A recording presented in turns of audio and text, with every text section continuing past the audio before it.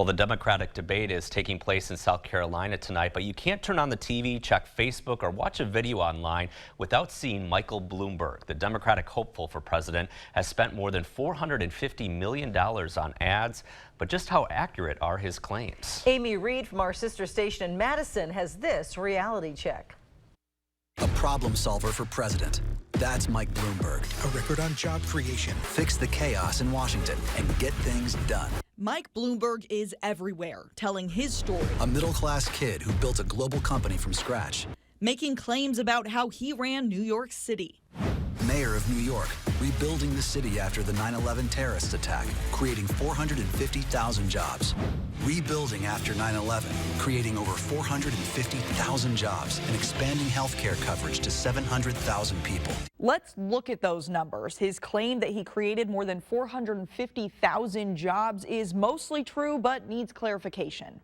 Mayor Mike Bloomberg took office in January 2002, 3 months after 9/11. Looking at both total non-farm and total private sector jobs in New York City from his tenure, there were about 315,000 more jobs at the end of 2013 than at the end of 2001. But if you take out job losses, so only jobs created during this time, which is his claim, there are about 567,000 more jobs by the end of his time as mayor. He also claims he expanded health coverage to 700,000 people, which is also mostly true. The numbers, according to PolitiFact, are accurate. They looked at Bureau of Labor Statistics, which showed the city's uninsured population dropped from 1.8 million in 2001 to 1.05 million in 2013, or about 750,000 people. However, in that time, New York State expanded Medicaid, and officials don't credit Bloomberg for this change, though he did run efforts in the city to help boost enrollment. Bloomberg also said he helped rebuild the city after 9/11, but we feel it's important to note that in that time, the Associated Press uncovered a New York City police operation that targeted minority populations to find evidence of terrorist activity. The AP said the police had informants known as mosque crawlers who would monitor Islamic sermons.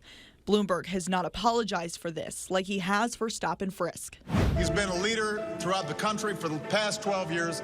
Mr. Michael Bloomberg is here. This ad shows Bloomberg's relationship with former President Barack Obama, but we wanted to make sure you knew Obama has not endorsed anyone for 2020. That speech snippet came from Obama's introductory paragraph when he addressed students at P-Tech in 2013. And this clip. At a time when Washington is divided in old ideological battles, he shows us what can be achieved when we bring people together to seek pragmatic solutions. That came from a campaign speech in 2008 in which Bloomberg introduced Obama but had not endorsed him. Because Mike Bloomberg is the only Democrat who can take on Trump, and Trump knows it. This headline Bloomberg has in his ad is legit. It comes from a Yahoo News writer, not someone from Bloomberg's campaign.